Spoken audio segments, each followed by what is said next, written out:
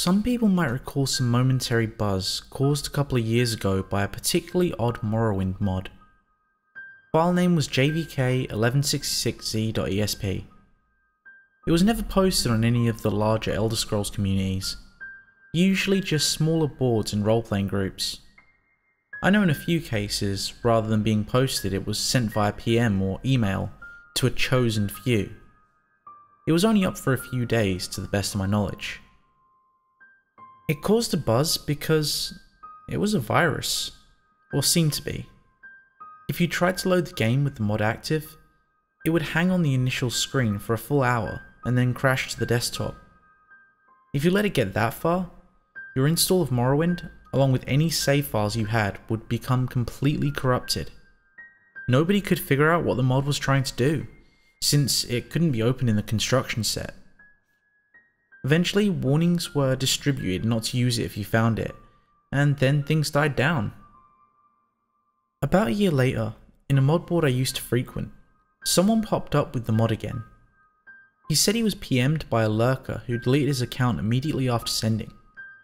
He also said that the person advised him to try playing the mod through DOSBox. For some reason, this worked. Sort of. The game was a bit laggy and you couldn't get into the options, load game, console, or really anything else other than the game itself. The quick save and quick load hot buttons worked, but that was it. And the quick save file seemed to be just part of the game file, so you couldn't get it anymore. Some speculated that the changed game used an older graphics renderer, making DOSBox necessary. But it didn't look any different. This part I can speak about from personal experience. When you start a new game in JVK, as the board came to call it, once you left the starting bit in the census office and came into the game proper, the first thing you notice is that the prophecy has been severed box pops up. This is because every single NPC having to do with the main quest is dead, with the sole exception of Yagram Bagan, the last of the Dwemer. Their corpses never despawn, so you can go check on all of them. In effect, you begin in a world that's doomed to start with. The second thing you notice is that you're losing health.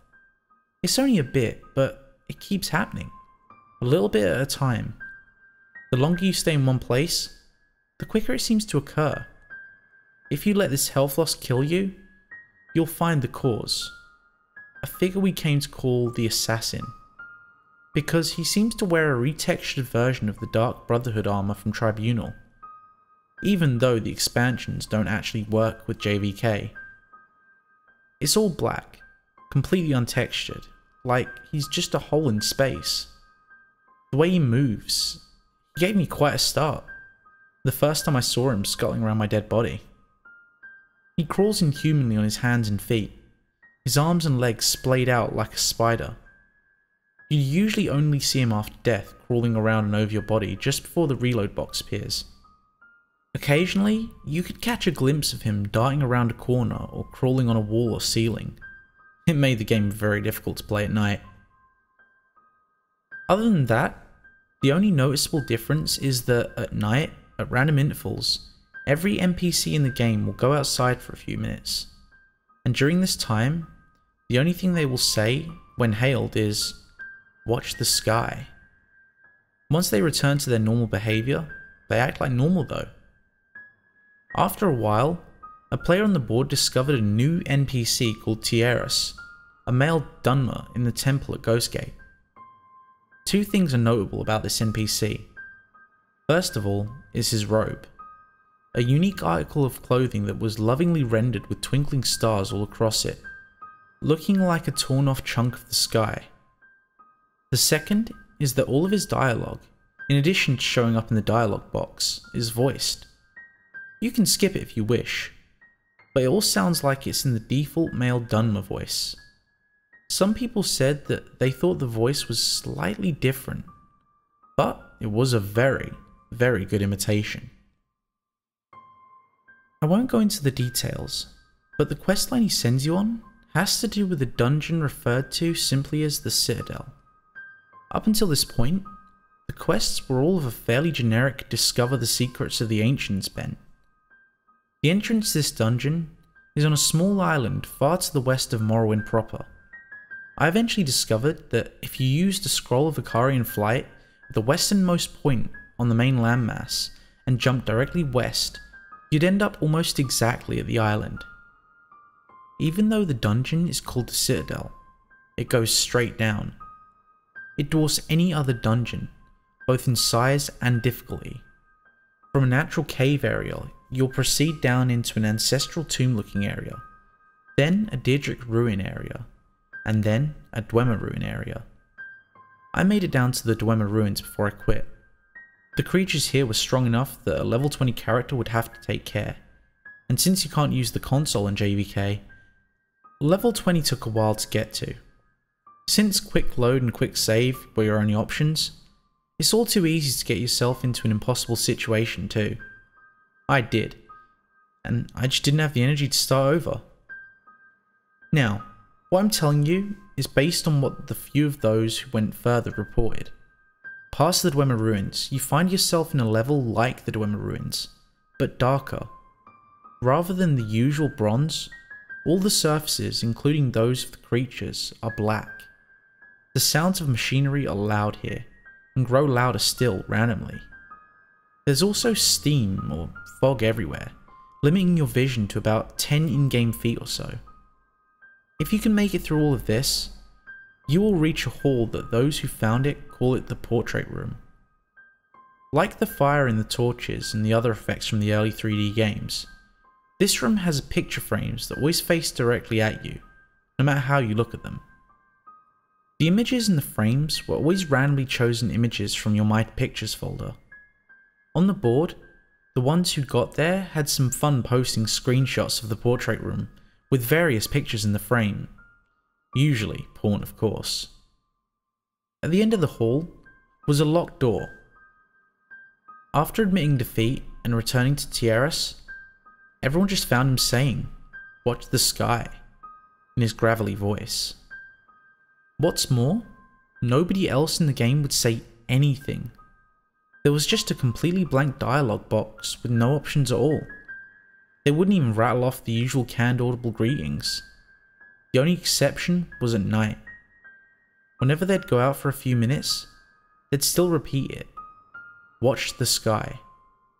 At this point, one of the players, a friend of mine from the board, noticed, and a few others who had got this far agreed, that the night sky was no longer the usual sky of Tamriel. It changed to a depiction of a real night sky. And it moved.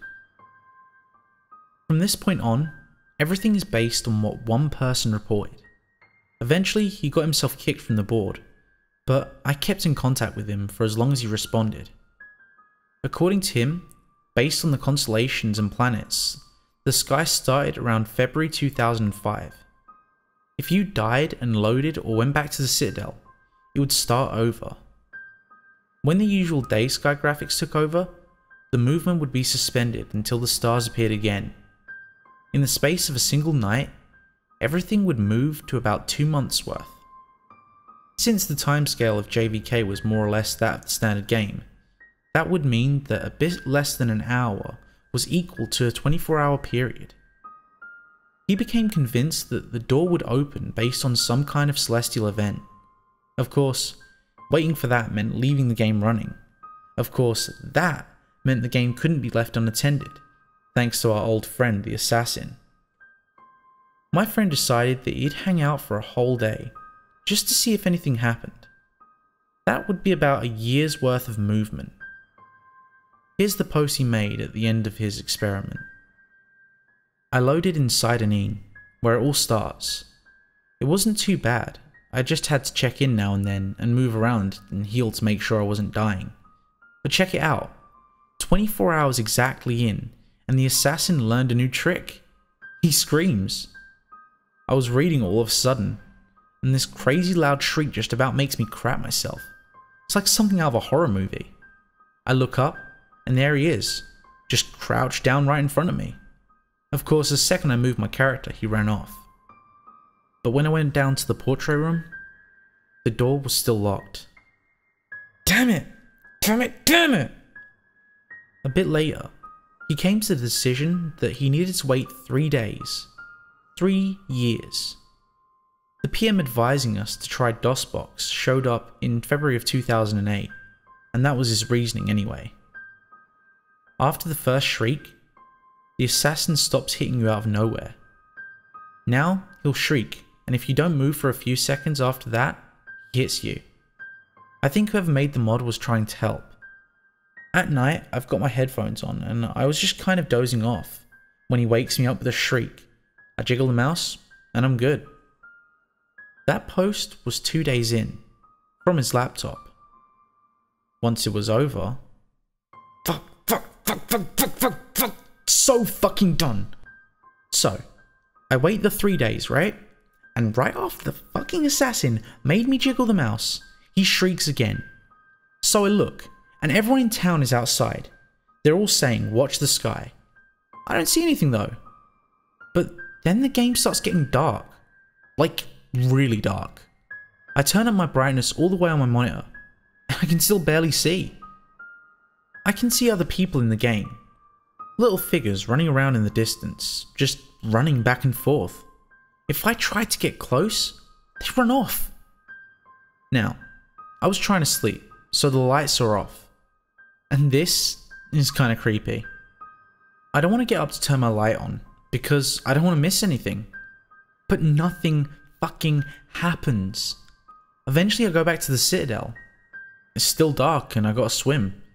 And the whole time, I can see these guys swimming around me. Just barely there. I make it to the Citadel, and it's normal light inside, and I get worried. Sure enough, the portrait door is still fucking closed. I go outside and it's all starting over. So that's it. I'm going to bed. I'm done. The end. After that, 2 things happen. First, another of the people who got into the portrait room claimed that the assassin was showing up in his regular Morrowind game. Quick explanation. If you reinstalled Morrowind to a different folder, you could have a normal Morrowind install along with JVK. He himself chalked it up to an overactive imagination at first, but he reported a couple of really big scares with a black figure crawling right at him, or seeing it waiting for him just around a corner before scuttling off. Another of those who reached the portrait room started a regular Morrowind game, but never saw him for sure. It was just a couple of maybes, late at night, and always at a distance. The second is that my friend started getting really abusive and short-tempered on the board, though he stopped talking about JVK entirely. It got so bad that he was soon kicked off. I didn't hear anything from him for a couple of weeks after that, so I sent him an email. This was part of his reply. I know I shouldn't, but with classes out, I've got some time, so I started up JVK again. It's almost 2011, and I think I've got the sleep madness, but stuff is happening. It's still dark. Once it gets dark, it never gets any lighter. It stays like that. The people moved a few months ago. Everyone inside Neen just went to that little bandit cave and moved in. They killed the bandits inside, and now they're just standing around inside. They don't see anything anymore, and they don't do anything when you click on them. I quick saved and killed one, and he just stood there until he died without fighting back. And it's like that everywhere. You have to walk, since the quick travel people were all in caves now. But all of the towns and cities are just deserted. All of the people are in caves and tombs. Everyone in Vivisi is down in the sewers. I'm going to Ghostgate next. I want to see if Tieris is still there. I'll tell you what he says when I get there. I replied and said I wanted to see what he said too, and waited a day. When I didn't get a reply, I mailed him again, and a couple hours later he sent back. Sorry, I totally forgot. So, it's 2014 now, since it's always night. The stars are always moving. The whole screen is dark, but you can still see the brightest stars moving around. Tieris was gone. Everyone in Ghostgate was gone. I don't know where they went. They're not in any of the nearby caves. But there's new stuff. People don't say anything still, but their eyes are bleeding. It's so dark that even with the light spell, you have to get right up against them to see. But there they are. Little dark streaks coming down from their eyes. I think I gotta be getting close. I know this is stupid, and there's no way the payoff is gonna be worth it. But I just want to be able to say that I stuck it out. I got that one during the day. Later that night, I got a follow-up email. Some of the planets aren't moving right. It's pissing me off. If this keeps up, I won't be able to keep track anymore. It's almost 2015 now, I think. Fuck. You know, I just now noticed that there aren't any monsters anymore. I'm completely alone outside now. The main quest people's bodies are still lying around though. I went to check on them. I don't need headphones anymore, so I just leave them off. When he shrieks, it's like he's screaming right into my ear. I think I even kind of anticipate it. He's around a lot more now, a lot closer. He's different from the other people who started showing up, remember? They kept running around, just where I could barely see them. I have to admit it's kind of creepy at night. Sometimes when I go to the bathroom or wherever, I swear I can see something out of the corner of my eye. I'm keeping all the lights on now. I sent him a letter, jokingly telling him to get some real sleep, and left it at that. 2 mornings later, I found this in my email. It was the last thing I got from him. After this, he stopped responding completely. I just got up from a fucked up dream. I think. The assassin shrieked at me, and when I opened my eyes, he was right there, crouching over me. His arms and legs were longer, more like a spider's. I tried to push him away, but when I touched him, my hands just went inside, and I couldn't get them loose again. Like he was made of tar or something. Then I woke up. I thought. He was gone. But when I looked at the monitor, I wasn't where I was. I was in the Corpusarium with Yagran. For once, the light was okay, and I could see him all bloated on those mechanical spider legs. I sat down at the computer and he started talking to me. Not in a box, but really talking to me, in Tierra's voice. He knew things about me. He told me things that I never told anyone. Some things that I totally forgot about. He told me that almost nobody had made it this far, and that the door would open soon. I just had to hang on a little while longer. He said I'd know when it was time. He said I might be the first one to see what was inside. And then I woke up for real. But I was at the computer. I still wasn't where I was. I'm swimming out to the Citadel Island, and I can hear this tapping. It's at my window. It's over on the left. So I'm sending you this because I left my laptop by my bed to the right. Just a little tap, tap, tap, tap. Like he's knocking his finger against the glass. I might still be dreaming now. So, I guess that's the end of the story. I know there's a few other stories floating around about the mod, but this is the only one I know is true as far as it goes. I deleted my JVK copy of the game pretty much right after I gave up, but I'd like to get the mod again. If anyone still has a copy of the file, I'd like to see some of this myself. Fallout 3 contains several in-game radio stations.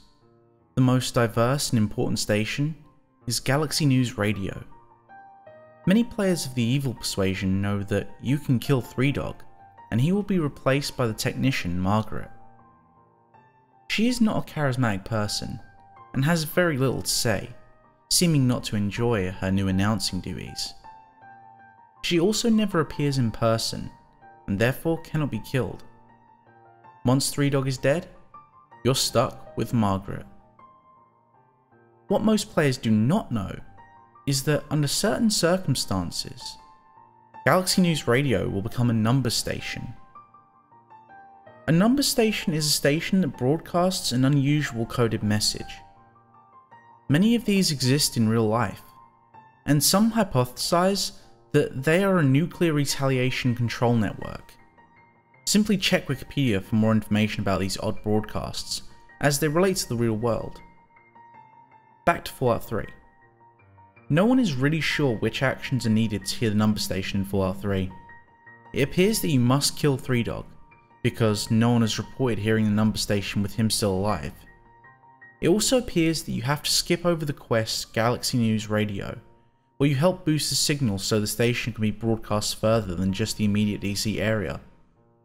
This is easy enough to do with either a speech check or simply using the Fallout wiki to look up where to go next to advance the main plot.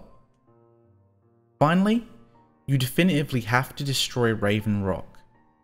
This is actually the trigger to turn Galaxy News Radio into a number station, and it will remain such for the rest of the game. However, the vast majority of players who perform these 3 actions still continue hearing the standard GNR broadcasts, so there must be several more requirements the community has yet to isolate. If you're lucky enough to have hit upon the right set of circumstances, just after destroying Raven Rock, you'll get the message, radio signal lost, and a few seconds later, radio signal found. You cannot, however, actually listen to GNR just yet, because you didn't boost the signal and are out of range of the broadcast at the exit of Raven Rock. Luckily, Raven Rock is situated in the mountains and is right near one of the few places outside DC that you can get high enough to catch the signal. So far, the confirmed location to hear the GNR numbers signal are 1. Within the immediate DC area, obviously. This is true for the regular GNR throughout the game. 2. At the top of the Ferris wheel at Point Lookout. 3. On the tops of some SATCOM arrays you can climb in the northwestern map area. 4. On the roof of Tenpenny Tower, though this may be within normal broadcast range anyway. Feel free to playtest and get back to me on this. 5.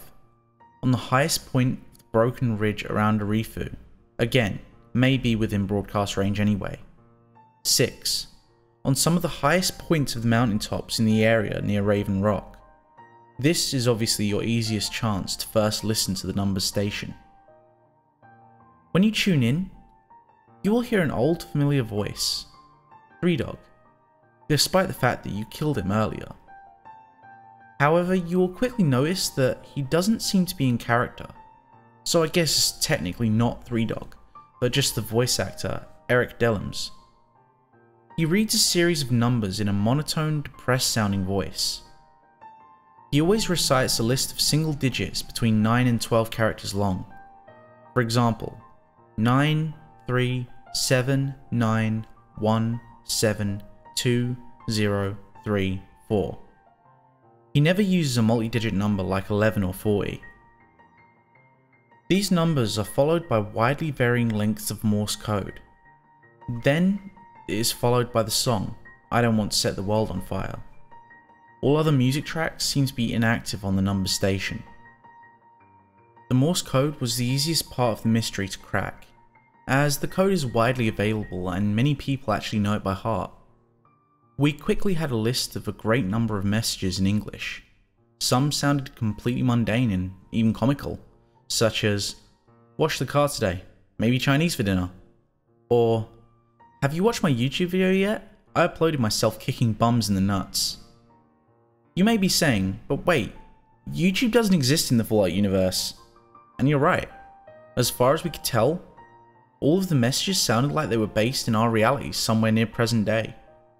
Some of the messages, however, are quite sinister, such as, "The Queen has died today. The world mourns as on days like these, we are all Brits." Or, "I can't believe they've actually done it. Not long left. The noise. I can't take the noise anymore. I have a pistol in the attic." Just recently, a player on the wiki forums noticed a message that brought to light the meaning of the messages. He was reading a thread that collected all the known messages, transposed from Morse to English, and he saw the line 1, 2, 0, 5, 5, 2, 8, 2, 0, 1, 0. What are you talking about? You'll be missed. He realised this referred to the recent death of Gary Coleman, and then quickly realised that the numbers were the time and date of death. He immediately scanned through the messages to try and find more examples of this apparent future telling by a game that's more than a year old. The next message he read shocked him and pushed him to enlist the aid of others to help decipher the codes. The message was 9454202010. Accident in the Gulf, several dead. Oil spill apparently averted. He realised that this was the BP explosion and the erroneous day 1 assessment that the well was not leaking. From this point on, all numbers will be transcribed as time and dates. All times were given in military format and remained so in this document. Numerous members of the Fallout Wiki message board began looking over the messages to see what else we could learn. We quickly found that most of the dates were after the game had been released, yet oddly some were from the past. 2215, April 15th, 1865. He's dead, and blame will probably be placed on that actor, Booth. Johnson better not cheat me out of the payment. This shed new doubt on the official version of the Lincoln assassination. As the community quickly started piling up interpretations of the messages, the mods of the site summarily banned everyone who had posted in or even read the thread. All reference to the number station was removed from the Fallout Wiki, and filtering software was put in place to prevent reposting of any relevant information. A few people, however, are trading emails, and slowly finishing the translation of the remaining messages and putting dates to the existing ones. The Queen has died today. The world mourns, as on days like these, we are all Brits. 420, March 19th, 2014. Have you watched my YouTube video yet? I uploaded myself kicking bums in the nuts. 2416, December 24th, 2012. I can't believe Britney's actually won an Oscar. 2133, February 27th, 2023. I can't believe they've actually done it. Not long left. They were warned, but they just had to keep pushing the boundaries of science. The noise. I can't take the noise anymore. And the light. Dear God! The universe is slowly unraveling around us. I'm not going to wait for death. I have a pistol in the attic. This actually is the only message not preceded by a string of numbers. It may be worth noting that the latest date on any of the messages is 1/27, July 6th, 2027. When people ask why I don't just torrent games, I usually tell them, however pretentious it may make me seem, that I just don't feel comfortable stealing the intellectual property of a company that worked really hard and spent a lot of money on a project, you know, so on and so forth. Truth is, if I told them the real reason, no one would believe me. So, why not tell it here, on the internet, where I'm anonymous and it doesn't matter who judges me. One of my most favourite games in the history of mankind is a game called Gothic 2. I first played it a few months after release when my brother bought it, and I was hooked. Long after my siblings got bored with it, I soldiered on, having to start a new character a few times over the next couple of years, when someone decided to reformat the computer without giving me a chance to back up my saves. But I loved it to death, and played its completion more than any game before. A while back, I got the inspiration to play it again. It happens every few months. Problem is, I lost one of the discs. I owned the gold edition at this point, and there were 4 discs. I don't know what happened to disc 2, but obviously this made it unplayable. I didn't have a debit card at the time, and my parents were apprehensive about making internet purchases with the credit cards. Old fashioned, you know. And none of the video game outlets in a reasonable distance carried the game anymore. I had no other option, except to torrent the game. Thankfully, I managed to find one that worked. Even though I downloaded half a dozen others that either wouldn't seed or were just plain broken, I jumped right in, full of excitement, and blazed through all the chore quests you need to deal with early in the game. I spent the next few days soldering on, and within a couple of weeks, I'd finished about half the game. All very ordinary, nothing odd to say about it. For those of you who don't know the game, you'll just have to bear with me because I'm not going to explain the whole thing. Basically in chapter 4 you have to kill 4 dragons which were the threat from the beginning.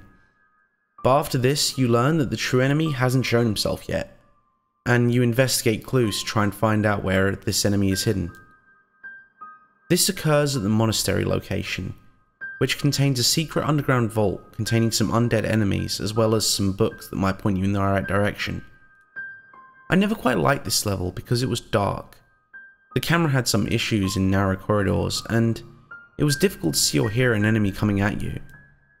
But I heroically pushed on and cut down the skeletons, and even though I knew exactly where to go, I went down every corridor of the labyrinth tunnels to make sure I re-killed everything that made its home down there. This is how I came upon something unexpected.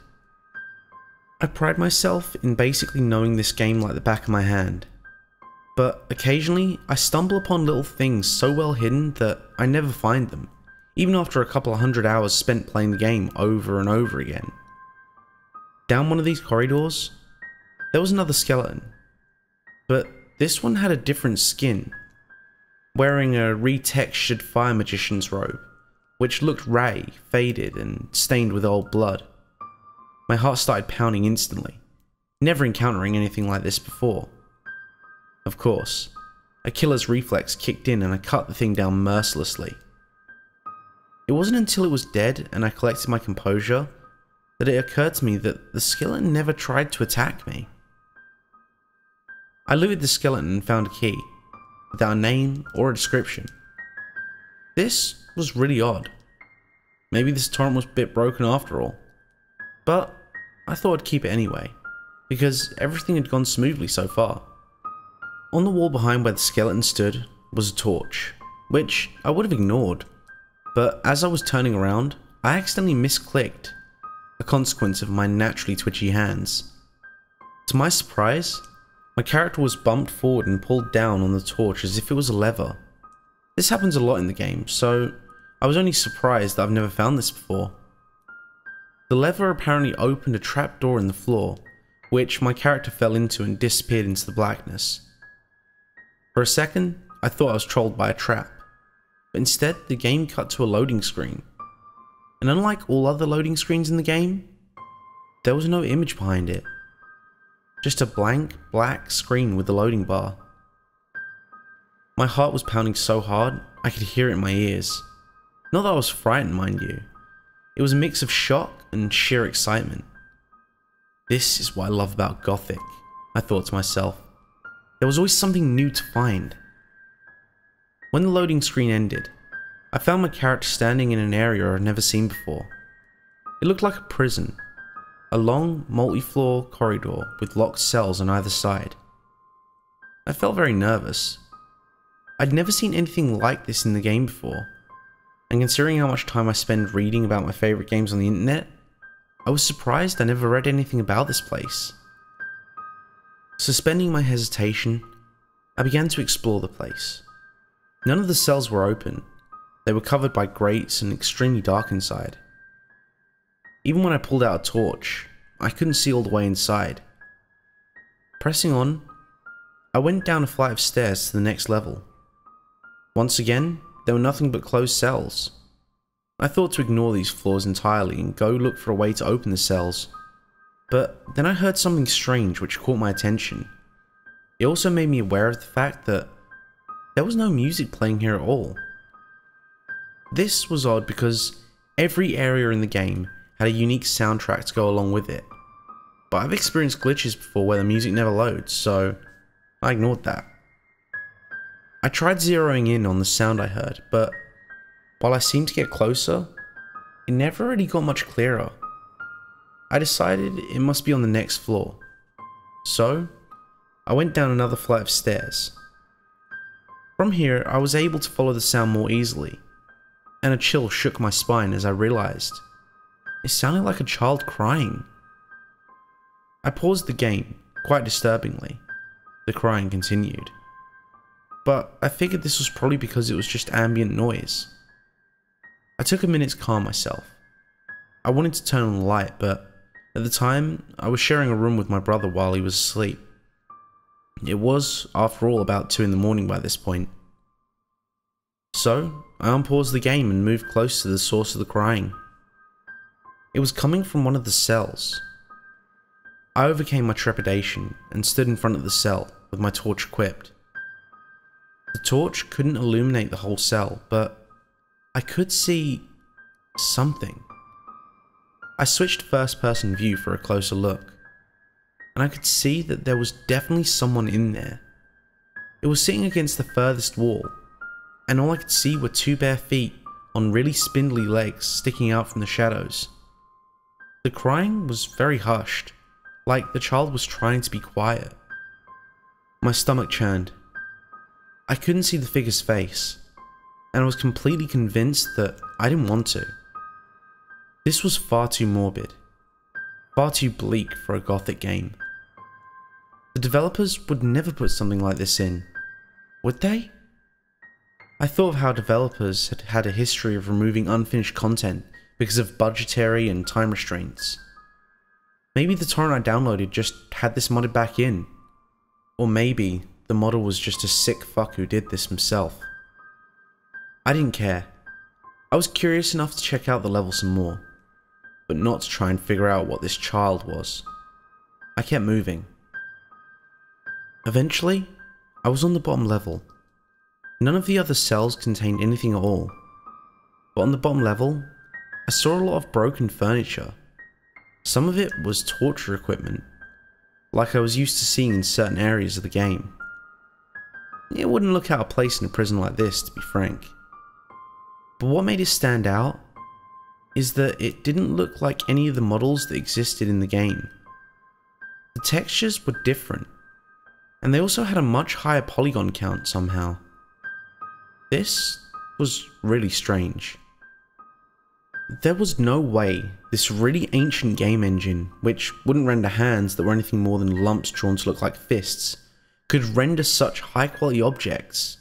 I don't know much about game modding, but I could only assume that the modder who created this level may have somehow changed the engine to do this. I really don't know. Go ask a game designer. None of this is important anyway, so just keep listening. On the wall was a lever. I assumed that this lever opened the cell doors. I wasn't really ready to open them all yet, fearing that figure I saw in the cell back on the 2nd floor. Before pulling it, I decided to go back and check to see if it was still there. When I came out on the 2nd floor, I stood, frozen. 4 cells down on the right, where the figure was imprisoned, the gate was somehow open. My breath held in my throat.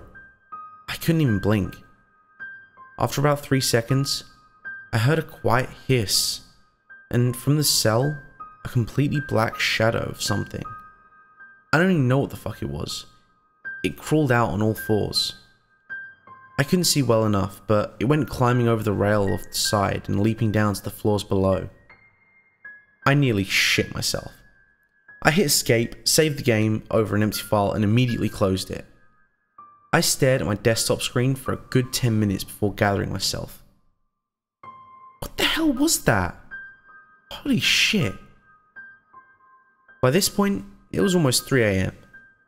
The thought crossed my mind that this wasn't real, and maybe I was hallucinating because I was so tired.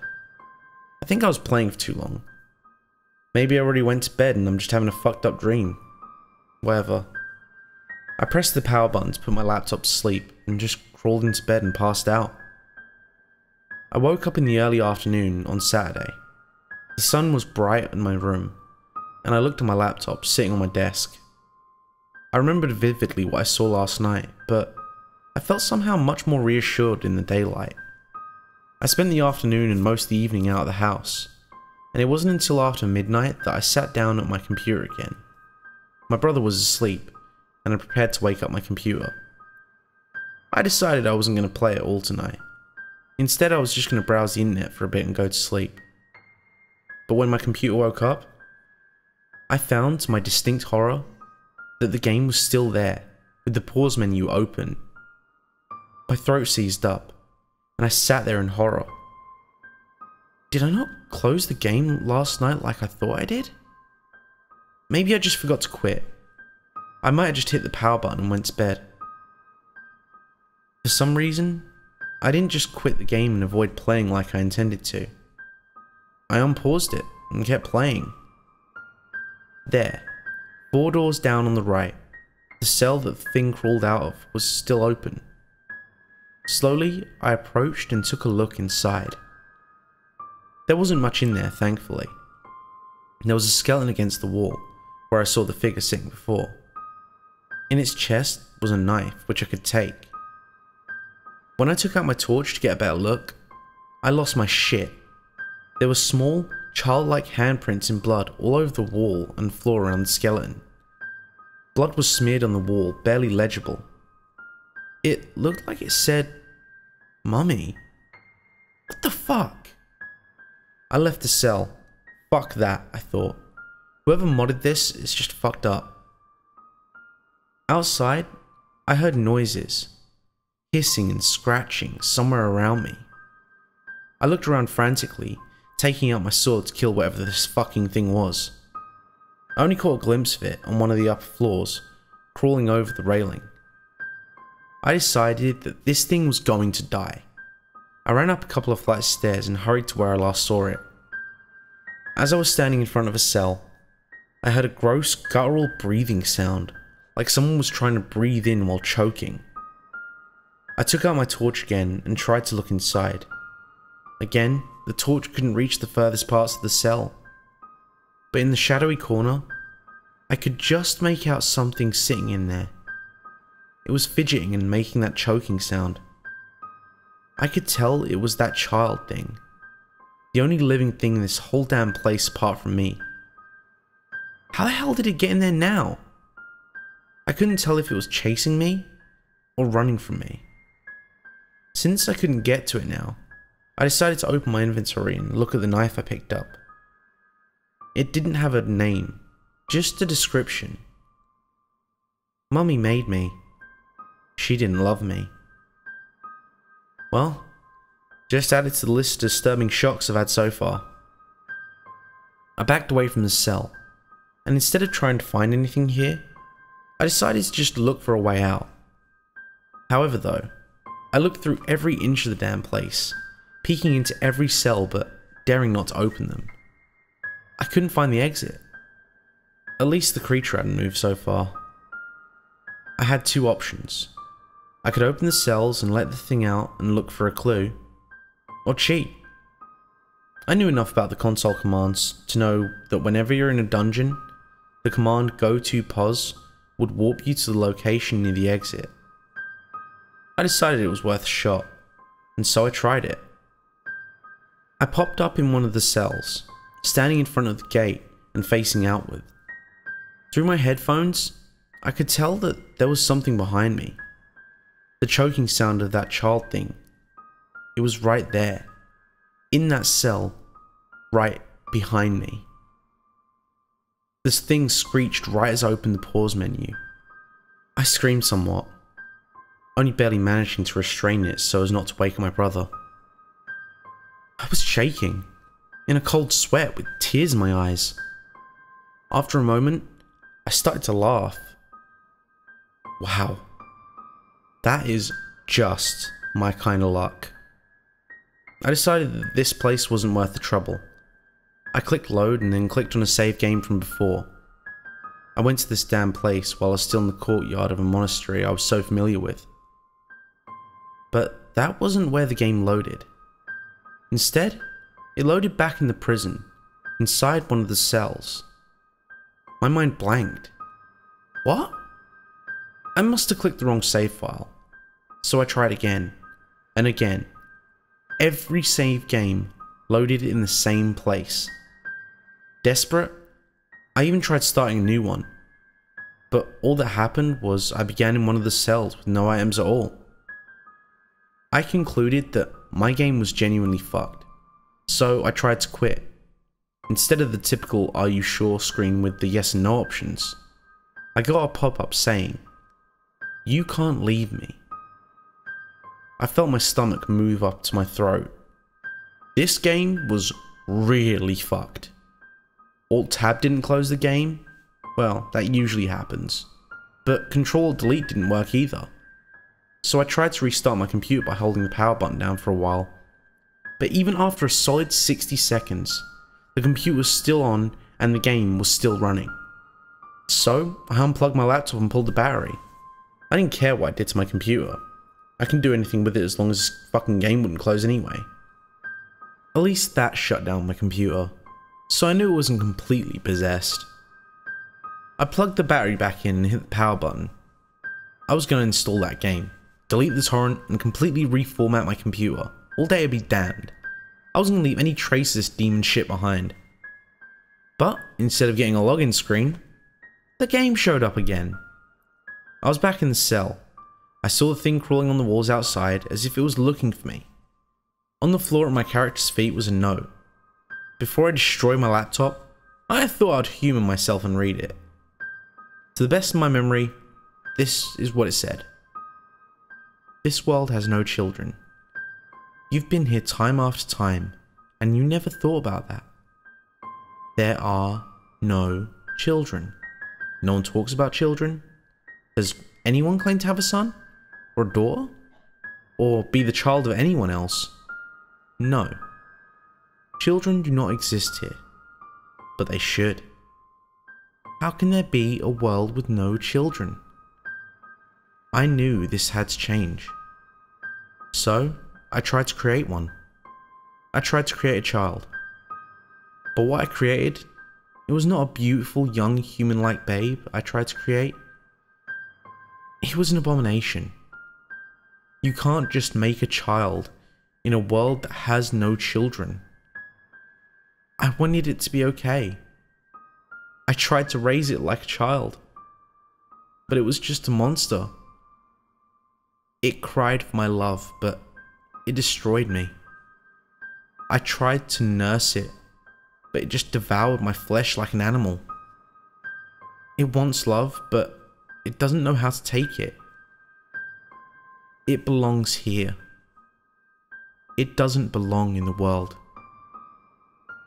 It should never have been. I choked back all the bile rising in my throat. My hands were shaking and was slippery with icy sweat. As I reached across the keyboard to hit the escape key and close the note. When I did, the thing was there. While I'd been reading, it had reached through the bars of my cell and grabbed me. My character was dead, propped up against the cell, with half his face missing as if it had been gnawed off. The thing, the child monster, was there, with its long bony arms wrapped around my character's corpse in a loving grasp. And it was staring at me. At me.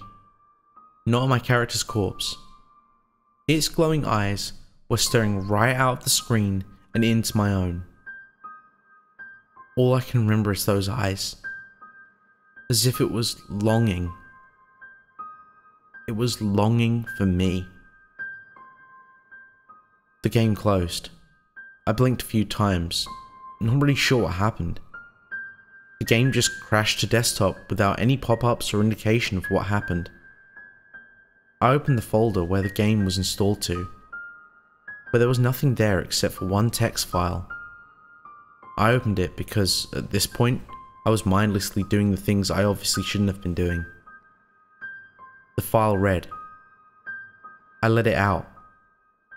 I found it in the game files and I modded it back into the game. But I shouldn't have. I let it out and now I can't stop it. I won't be able to stop it from spreading. I can only hope that you read this file before ever playing the game. If you do, uninstall it now. Delete it. Do not ever run this game. When it finds you, you won't get away. I closed the text file and pulled the battery from my laptop. My mind was completely blank at this point. I was just relieved that the game closed and nothing else mattered to me. I crawled into bed and slept dreamlessly. The next day, I reformatted my computer and then later sold it and bought a new one to make sure that there was no trace of this experience left. But I haven't gotten away completely. The user who created it wasn't lying. The thing is out. It knows me, and it's looking for me. Someday, it's going to find me. I don't know when. I don't know how. Just take this as a lesson. Don't download this game. If you do, and you find the text file, uninstall the game and get rid of every trace of the download.